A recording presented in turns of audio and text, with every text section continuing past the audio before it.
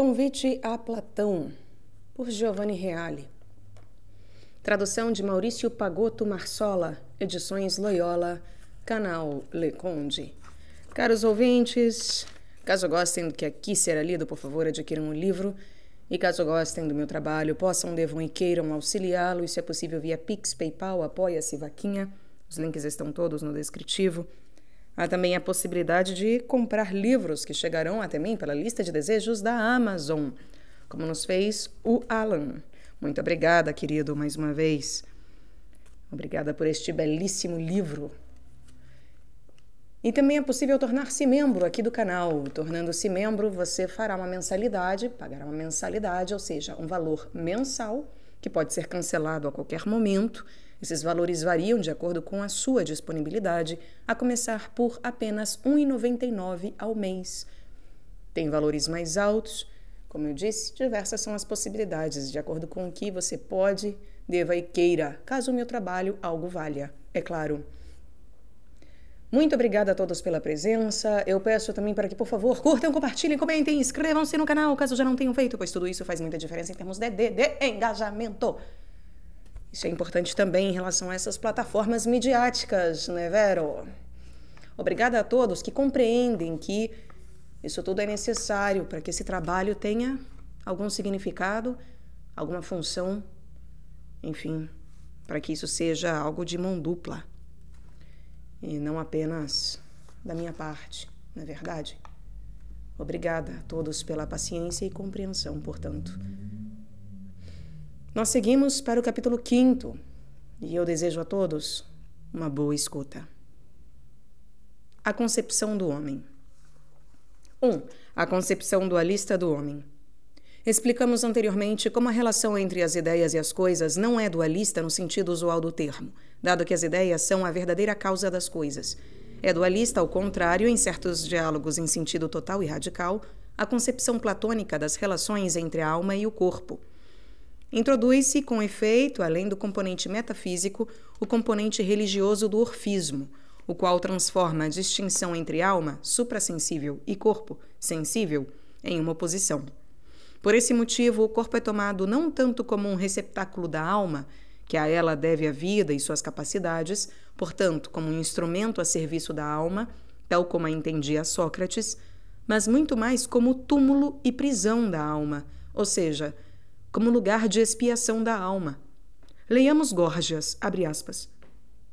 E não me espantaria se Eurípides afirmasse a verdade quando diz: quem pode saber se o viver não é morrer e o morrer não é viver? E que nós, em verdade, talvez estejamos mortos. Já ouvi dizer com efeito também de homens sábios que nós agora estamos mortos e que o corpo é para nós um túmulo. Fecha aspas. Na medida em que temos um corpo, diz Platão, estamos mortos, pois somos fundamentalmente nossa alma, e a alma, na medida em que está num corpo, é como uma tumba, portanto, mortificada. O nosso morrer com o corpo é viver. Morrendo o corpo, a alma é libertada de sua prisão. O corpo é a raiz de todos os males, é fonte de amores insanos, paixões, inimizades, discórdias, ignorância e loucura. É precisamente tudo isso que mortifica a alma. Essa concepção negativa do corpo atenua-se muito nas últimas obras de Platão, mas nunca desaparece totalmente. Dito isso, é necessário, por um lado, destacar que a ética platônica é apenas, em parte, condicionada por esse exasperado dualismo. Com efeito, seus teoremas e o corolário de fundo apoiam-se mais sobre a distinção metafísica de alma, ente afim ao inteligível, e corpo, ente sensível, do que sobre a contraposição do orfismo entre alma, dêmone, e o corpo, túmulo e prisão. Destas derivam formulação extremista e a exasperação paradoxal de alguns princípios que permanecem de qualquer forma válidos no contexto platônico, ainda que no puro plano ontológico. A segunda navegação permanece, em substância, o verdadeiro fundamento da ética platônica. 2. Fuga do corpo, fuga do mundo, a assimilação a Deus. Tendo precisado tais pontos, examinemos agora os 2 paradoxos mais notáveis da ética platônica, que foram com frequência subentendidos, pois foi visada mais sua coloração misteriosófica do que sua substância metafísica. Aludamos aos 2 paradoxos da fuga do corpo e da fuga do mundo. O primeiro paradoxo é desenvolvido sobretudo no Fédon. A alma deve buscar fugir o máximo possível do corpo. Por isso, o verdadeiro filósofo deseja a morte e a verdadeira filosofia é exercício da morte. O sentido desse paradoxo é muito claro. A morte é um episódio que ontologicamente diz respeito apenas ao corpo. Além de não causar danos à alma, lhe traz grande benefício, permitindo-lhe viver uma vida mais verdadeira, uma vida totalmente recolhida em si mesma, sem obstáculos ou véus, inteiramente unida ao inteligível. Isso significa que a morte do corpo desvenda a verdadeira vida da alma. Portanto, o sentido do paradoxo não muda invertendo-lhe a formulação. Antes, especifica-se melhor. O filósofo é aquele que deseja a verdadeira vida, morte do corpo, e a filosofia é exercício da verdadeira vida, da vida na dimensão pura do espírito. A fuga do corpo é a recuperação do espírito. Eis como Platão esclarece no Fédon o sentido desse paradoxo em uma página exemplar. Abre aspas. Parece que há um caminho que nos conduz, mediante o raciocínio, diretamente à seguinte consideração: que até o momento em que possuímos o corpo e a nossa alma permanece envolta em um mal desse tipo, nunca atingiremos de modo adequado aquilo que ardentemente desejamos, vale dizer, a verdade. Com efeito, o corpo nos demanda inumeráveis preocupações por necessidade da sua nutrição. Além disso, as doenças, quando nos acometem, impedem-nos da investigação do ser. Além do mais, está repleto de amores, de paixões, de medos, de fantasmas de todos os tipos e de muitas vaidades, de modo que, como se deve dizer, verdadeiramente, por sua culpa, não nos é possível sequer deter nosso pensamento em algo. Com efeito, guerras, tumultos e batalhas não são produtos de nada além do corpo e de suas paixões. Todas as guerras nascem por desejo de riquezas, e devemos procurar as riquezas por causa do corpo, sendo sujeitados às necessidades corpóreas. De tal modo, distanciamo-nos da filosofia por todas essas razões. E a pior de todas as coisas é que, se conseguimos obter um momento de trégua do corpo e conseguimos nos dirigir para a investigação de algo, eis que, de modo imprevisto, ele se apreende em nossas investigações e, de todos os modos, provoca perturbação e confusão e nos desvia, de modo que, por sua culpa, não podemos contemplar o verdadeiro. Mas resulta verdadeiramente claro que, se quisermos ver algo em sua pureza, devemos nos distanciar do corpo e olhar apenas com a alma as coisas em si mesmas. E somente assim, como parece, ser-nos-á dado alcançar aquilo que vivamente desejamos e de que nos dizemos amantes, vale dizer, o conhecimento supremo. Isso ocorrerá quando estivermos mortos, como demonstra o raciocínio. E enquanto se vive, isso não é possível. Com efeito, se não é possível nada conhecer em sua pureza mediante o corpo, das duas uma. Ou não é possível obter o saber, ou será possível somente quando se está morto. pois somente então a alma estará só por si mesma e separada do corpo, não antes. E no tempo em que estamos na vida, como parece, tanto mais nos aproximaremos do saber, quanto menos tivermos relações com o corpo e comunhão com ele.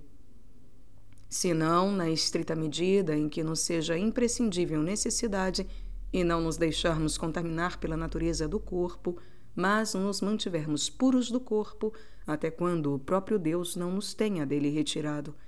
E assim, liberados da estultice que provém do corpo, como é verossímil, nos encontraremos entre seres puros como nós e conheceremos, na pureza de nossa alma, tudo aquilo que é puro. Esta talvez seja a verdade. Com efeito, não é lícito a quem é impuro aproximar-se daquilo que é puro. Fecha aspas. O significado do segundo paradoxo, aquele da fuga do mundo, também é claro. De resto, o próprio Platão nos mostra de modo explícito no Teeteto, explicando que fugir do mundo significa tornar-se virtuoso e buscar assimilar-se a Deus. Abre aspas. Não é possível que os males desapareçam completamente, porque é uma necessidade que haja sempre algo de contraposto ao bem. Nem podem estar presentes entre os deuses, mas agem na natureza mortal e neste mundo daqui. É por isso que é necessário esforçar-se para fugir daqui o mais rápido possível. E a fuga do mundo significa assimilar-se a Deus conforme suas próprias possibilidades. E assimilar-se a Deus significa tornarmos-nos justos e santos, assim como sábios. Fecha aspas. Essa é uma passagem que pode ser ulteriormente esclarecida, caso seja necessário, com uma passagem paralela das leis, abre aspas. Qual é o modo de agir de quem é amigo e seguidor do Deus? Um e apenas um. Aquele que se exprime naquela antiga máxima. O semelhante é amigo do semelhante, embora sendo conforme uma medida, pois as realidades privadas de medida não apenas se atraem entre si, mas sequer são atraídas por aquelas dotadas de medida. E para nós, é Deus a suma medida de todas as realidades, muito mais do que seria o homem, tal como alguém sustentou. Ora, se alguém quiser tornar-se amigo de um ser tão sublime, é preciso que se faça assimilar a ele o máximo possível. E com base em tal princípio, podemos bem afirmar que quem dentre nós é temperante é amigo de Deus, pois lhe é semelhante, enquanto ao contrário, quem não é temperante, com relação ao Deus, é dissímile e disforme, e por isso injusto. E o mesmo se diga em relação a todos os outros caracteres. Fecha aspas. Como se vê, ambos os paradoxos têm um significado idêntico. Fugir do corpo quer dizer fugir do mal do corpo mediante a virtude e o conhecimento. Fugir do mundo quer dizer fugir do mal do mundo, sempre mediante a virtude e o conhecimento. Seguir a virtude e o conhecimento quer dizer tornar-se semelhante a Deus. Homoioses, não sei se é exatamente essa a pronúncia, totel, do homem a Deus. Creio que seria isso, né? Seguir a virtude e o conhecimento quer dizer tornar-se semelhante a Deus. Homoioses, totel, que, como é dito nas leis, é a medida de todas as coisas. Deus. 3. Purificação da alma. Já Sócrates havia posto no cuidado da alma a suprema tarefa moral humana. Platão retoma o mandamento socrático, mas lhe acrescenta uma coloração mística, especificando que cuidado da alma significa purificação da alma. Essa purificação se realiza quando a alma, transcendendo os sentidos, apropria-se do puro mundo do inteligível e do espiritual, a ele unindo-se como àquilo que lhe é congênere, ou conatural. Aqui a purificação, bem diversamente das cerimônias de iniciação dos órficos, coincide com o processo de elevação ao supremo conhecimento do inteligível. E é precisamente sobre esse valor de purificação reconhecido em relação à ciência e ao conhecimento, valor que em parte já os antigos pitagóricos haviam descoberto, que é preciso refletir para se compreender as novidades da mística platônica. não é contemplação estática e alógica, mas esforço catártico de investigação e de progressiva ascensão ao conhecimento. E assim compreende-se perfeitamente como, para Platão, o processo de conhecimento racional seja simultaneamente um processo de conversão moral. Com efeito, na medida em que o processo de conhecimento nos conduz do sensível ao suprassensível, converte-nos de um a outro mundo, conduz-nos da falsa à verdadeira dimensão do ser. Portanto, a alma cuida-se, purifica-se, converte-se e eleva-se, conhecendo. E nisso reside a verdadeira virtude. Essa tese é exposta não apenas no Fedro, mas nos livros centrais da República. A dialética é libertação dos laços e cadeia do sensível. É conversão do devir ao ser. É iniciação ao bem supremo. Portanto, a esse respeito, Jäger escreveu com exatidão: quando se coloca o problema não mais no fenômeno conversão como tal, mas da origem do conceito cristão de conversão, deve-se reconhecer em Platão o autor desse conceito. 4. A imortalidade da alma. Para Sócrates era suficiente compreender que a essência do ser humano é sua alma, psique, para fundar uma nova moral. Para Sócrates era suficiente compreender que a essência do ser humano é sua alma, psique, para fundar uma nova moral. Portanto, não era necessário, em sua opinião, estabelecer se a alma era ou não imortal. A virtude tem seu prêmio em si mesma, assim como o vício tem o castigo em si mesmo. Já para Platão, a questão da imortalidade torna-se essencial.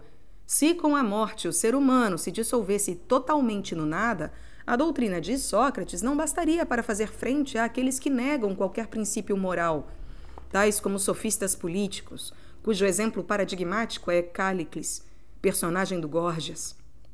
De resto, a descoberta da metafísica e a acentuação do núcleo essencial da mensagem órfica impunham a questão da imortalidade como fundamental. Bem se explica, portanto, que Platão tenha voltado a esse tema muitas vezes, de modo breve no Mênon e depois no Fédon, com provas maciças, e ainda com provas posteriores de reforço na República e no Fedro.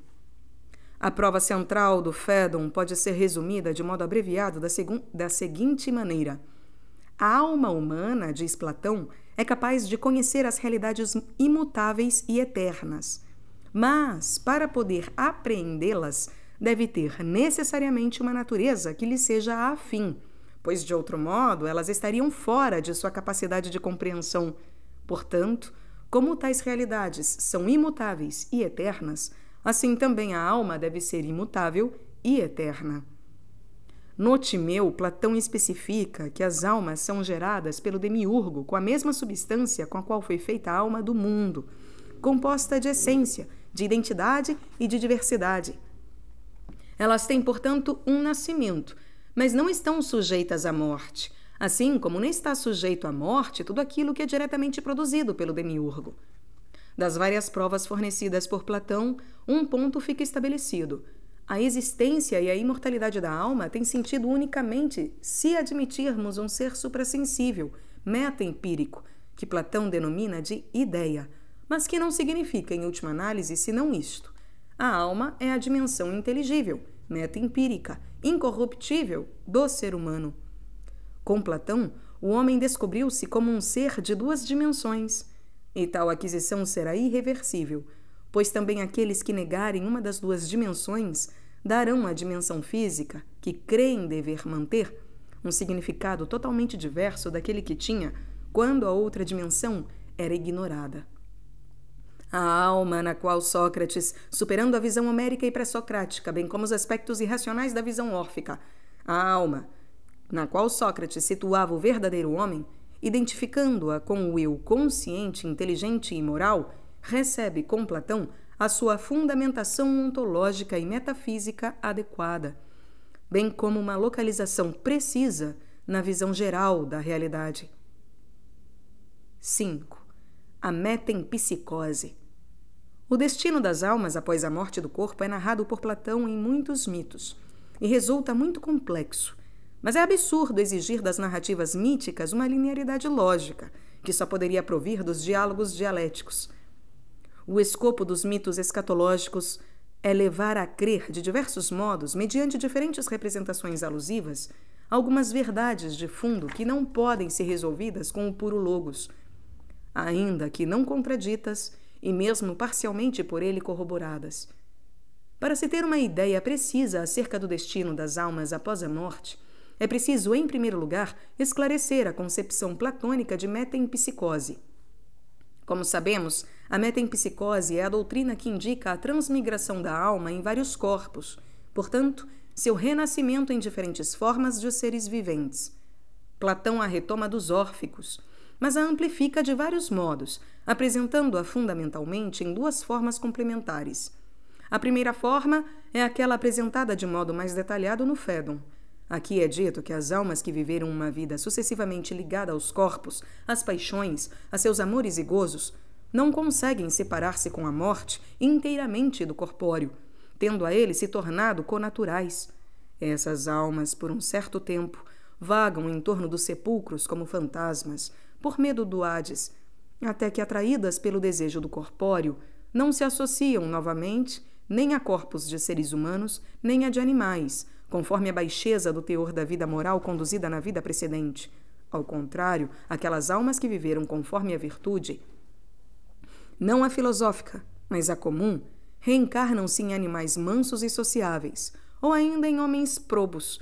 Mas, como escreve Platão, não é concedido alcançar a estirpe dos deuses, senão a quem tenha cultivado a filosofia e tenha se purificado completamente do corpo, sendo concedido somente a quem foi amante do saber.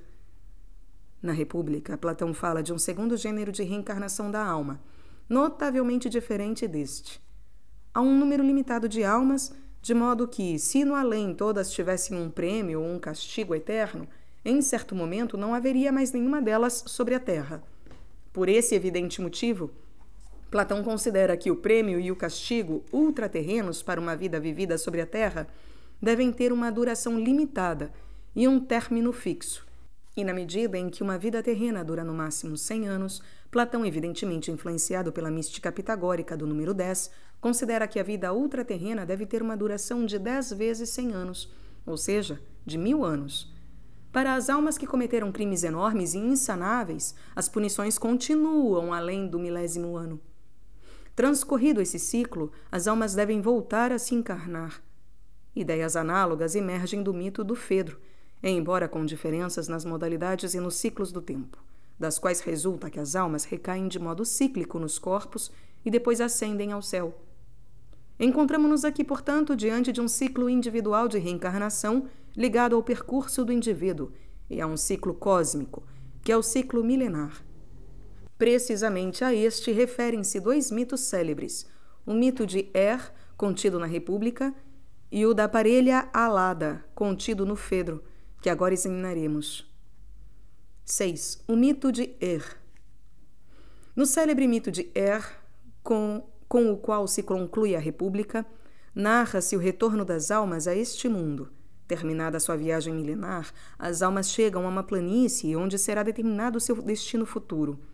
E a esse respeito, Platão opera uma verdadeira revolução em relação à tradicional crença grega, segundo a qual seriam os deuses e a necessidade, com N maiúsculo, que decidem o destino do ser humano. Os paradigmas de vida, diz ao contrário Platão, estão no colo da Moira Láquesis, filha da necessidade. Mas eles não são impostos, embora sejam propostos às almas, e a escolha é inteiramente entregue à liberdade das próprias almas. O homem não é livre para escolher viver ou não viver, mas é livre para escolher como viver moralmente, ou seja, viver conforme a virtude ou conforme o vício. Abre aspas. E contou como chegaram àquele lugar onde deviam apresentar-se a Láquesis. Aqui um intérprete do Deus primeiramente os dispõe em ordem, e depois, tendo recolhido dos joelhos de Láquesis as sortes e os paradigmas das vidas, subindo num tablado, falou deste modo. Palavras da Virgem Láquesis, filha da necessidade. Almas ancestrais, eis que chegastes ao início de um outro ciclo de vida do gênero mortal, o qual se conclui com a morte. Não será o dêmone que vos escolherá, mas vós ao dêmone. O primeiro grupo escolherá por primeiro a vida à qual estará ligado por necessidade. A virtude não tem senhor. Quanto mais cada um de vós a honrar, tanto mais a terá. Quanto menos a honrar, menos a terá. A responsabilidade é de quem escolhe. O Deus é isento de culpa. Fecha aspas. Dito isso, o profeta de Laxi sorteia os números para estabelecer a ordem com a qual cada alma deve escolher. O número referente a cada alma é o mais próximo que lhe é sorteado. Nesse momento, o profeta estende a mão para os modelos de vida, paradigmas de todas as possibilidades humanas e também animais, em número muito superior àquele das almas presentes. O primeiro a escolher tem à sua disposição muito mais paradigmas de vida do que o último. Mas isso não condiciona de modo irreparável a questão da escolha. Também para o último resta a possibilidade de escolha de uma vida boa, ainda que não de uma vida ótima. A escolha feita por cada alma é depois submetida às outras duas moiras, Cloto e Átropo, tornando-se assim irreversível. As almas bebem então o esquecimento nas águas do rio Letz, rio do esquecimento, e depois seguem para os corpos, nos quais realizam a vida escolhida. Dissemos que a escolha depende da liberdade das almas, mas seria mais exato dizer do conhecimento ou da ciência da vida boa e da vida má, isto é, da filosofia, que para Platão torna-se força que salva aqui e no além, para sempre. O intelectualismo ético é aqui levado a consequências extremas, abre aspas.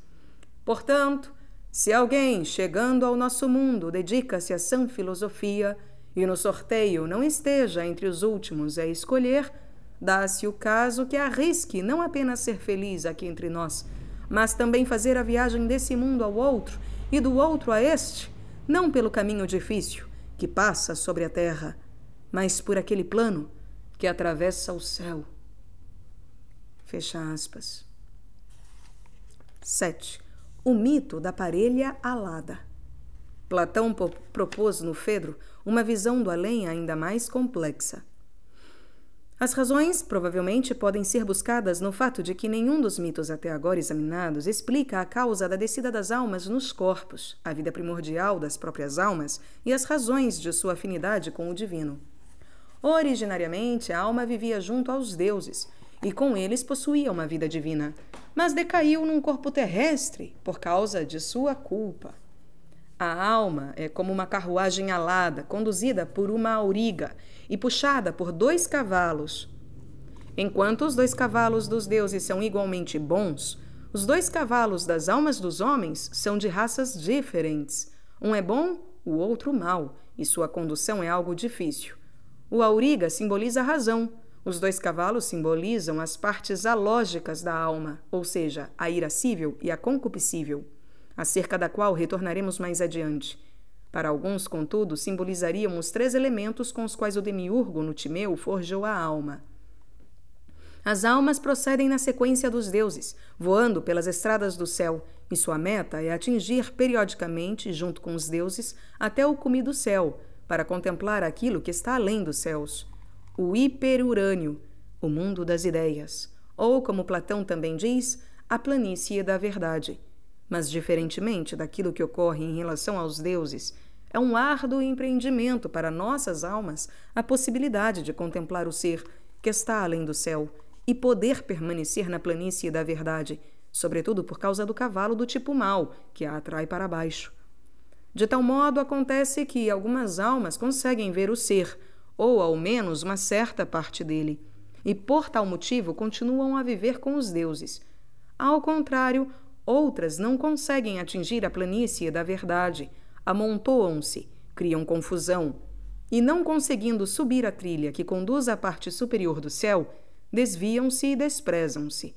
Nasce então uma luta na qual as asas se quebram, e, tornando-se por consequência pesadas, tais almas precipitam-se sobre a terra. Portanto, enquanto uma alma consegue contemplar o ser e repousar na planície da verdade, não desce a um corpo terrestre e de ciclo em ciclo continua a viver na companhia dos deuses e dos dêmones. A vida humana, a qual a alma caindo origina, será tão moralmente mais perfeita quanto essa alma tenha mais visto da verdade no hiperurânio, e moralmente menos perfeita conforme a tenha visto menos. Com a morte do corpo, a alma é julgada e durante 1 milênio, como se afirma na República, goza de prêmios ou sofre penas correspondentes aos méritos e aos desméritos da vida terrena. E após o 1000º ano, volta a encarnar-se, reencarnar-se. Com relação à República, no Fedro, é acrescentada uma novidade. Passados 10.000 anos, todas as almas recuperam as asas e retornam para junto dos deuses.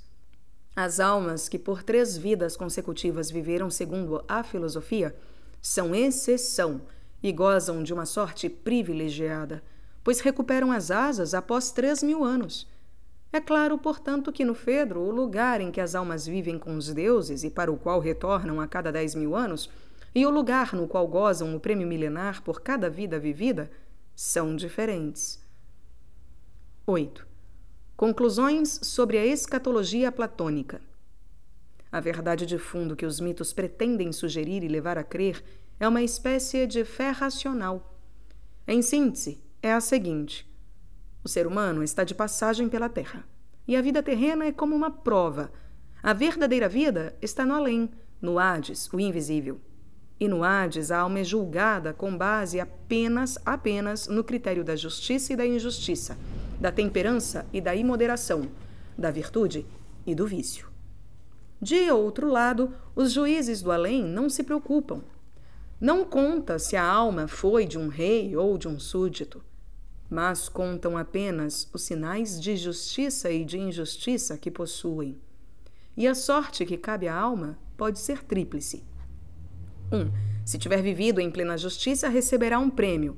Andará em lugares maravilhosos nas ilhas dos bem-aventurados, ou num lugar ainda superior e indescritível.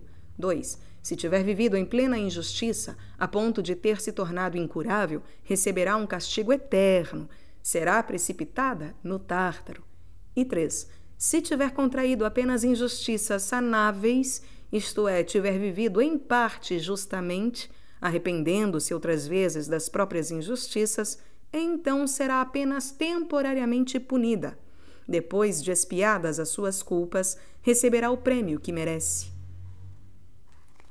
Contudo, além dos conceitos de juízo, de prêmio e de castigo, transparece em todos os mitos escatológicos o conceito do significado libertador das dores e dos sofrimentos humanos, que, portanto, adquire um significado preciso. Abre aspas. O mérito advém às almas somente por meio das dores e dos sofrimentos, seja aqui na terra, seja no Hades. Não é possível libertar-se da injustiça de outro modo. Fecha aspas. E, enfim, transparece a ideia constante da força salvífica da razão e da filosofia, ou seja, da busca da visão da verdade que salva para sempre. Síntese dos diálogos Teeteto. O Teeteto insere-se no grupo dos diálogos dialéticos, compostos por Platão na velhice. O tema diz respeito à natureza da ciência. Delas são fornecidas e discutidas 3 definições, mas nenhuma é declarada satisfatória. O diálogo termina de modo aparentemente aporético, mas a solução emerge de modo implícito. O conhecimento deve apreender o ser das coisas e, portanto, basear-se na teoria platônica das ideias, a qual, no entanto, faz-se apenas alusão. A primeira definição que é apresentada e discutida é que a ciência se reduz à sensação. Trata-se de uma doutrina que estruturalmente se conecta com a doutrina de Protágoras, para quem o homem é a medida de todas as coisas, e com a doutrina heraclítica do devir universal. Com tais doutrinas, recai-se no relativismo. Aquilo que agrada a um, isso também é. A segunda definição é que a ciência é a opinião. Da discussão acerca disso emerge a impossibilidade de definir a verdade e a falsa opinião antes de ter estabelecido o que é a ciência. E a terceira definição é que a ciência consiste na opinião verdadeira, acompanhada de explicação. Essa definição poderia, no entanto, de fato prevalecer, mas com base na teoria das ideias, que Platão não apresenta aqui. O diálogo contém, além disso, duas digressões que se tornaram célebres: a apresentação da arte maiêutica de Sócrates e a caracterização do ideal do filósofo como assimilação a Deus. Aprofundamento: dialética e assimilação a Deus. A dialética no sentido ontológico e gnoseológico. Platão identificou o filósofo com o dialético, definindo o dialético como aquele que é capaz de ver o todo, vale dizer, de reunir a pluralidade na unidade, o múltiplo no uno. Propriamente, o conceito de dialética teve muitos desenvolvimentos consideráveis na história do pensamento ocidental, os quais se estendem muito além dos horizontes de Platão, sobretudo com Hegel e com pensadores dele dependentes, de vários modos, tendo pressupostos e precedentes em Platão. De fato, a dialética tem sua origem no âmbito do pensamento eleático, sobretudo com Zenão, mas no âmbito do pensamento antigo atinge seus vértices em Platão. Aristóteles a reduzirá pela óptica de sua lógica, mas ela retomará maior fôlego com os neoplatônicos, com interessantes e muito conspícuos desenvolvimentos, porém não com a grandiosa e paradigmática linearidade e essencialidade que encontra em Platão. Além das diferentes interpretações que podem ser dadas da dialética platônica, emerge sua fisionomia precisa como fundada propriamente sobre princípios primeiros e supremos, e sobre a consequente estrutura bipolar do real, ou seja, aquele procedimento cognitivo sinótico que é capaz de apreender o múltiplo, no uno. Tapolá, ren. Não sei se esta é a pronúncia correta. Múltiplo tapolá, no uno, em ren. E, paralelamente, de decompor o uno em muitos, mediante o procedimento diairético, uma articulação e uma excansão das ideias mais gerais naquelas particulares, como anteriormente explicamos e documentamos. Mais uma vez,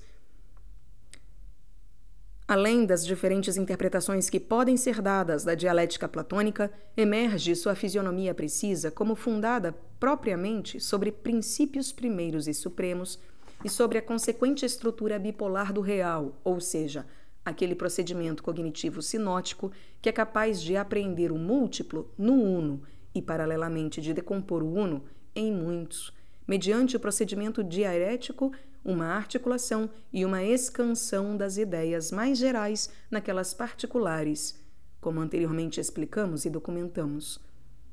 A dialética, com o procedimento sinótico e com o diarético, torna-se verdadeiramente para Platão a cifra suprema do pensar e o fundamento de qualquer capacidade e potência de operar, e, nesse sentido, também a característica essencial do intelecto divino e de seu operar. A concepção ético-religiosa da assimilação a Deus. É precisamente nesse sentido que a assimilação a Deus, ou seja, fazer-se semelhante a Deus na medida do possível ao homem, do qual fala Platão, e a qual muitos fazem referência em todos os tempos, de várias ópticas, deve ser tomada. Portanto, para Platão, imitar a Deus significa adquirir o conhecimento e a capacidade de realizar a unidade na multiplicidade, que é aquele conhecimento e aquela capacidade que Deus possui de modo paradigmático. É esse ganho da unidade no conhecimento, em potência e em atividade, a linha de força mais significativa de todo o pensamento platônico, em todos os seus componentes, metafísicos, gnoseológicos, ético-religiosos e políticos. Em suma, imitar a Deus é atingir, como Ele, o conhecimento do qual é a medida de todas as coisas, e sempre como Ele, levá-lo praticamente ao ato em todas as coisas.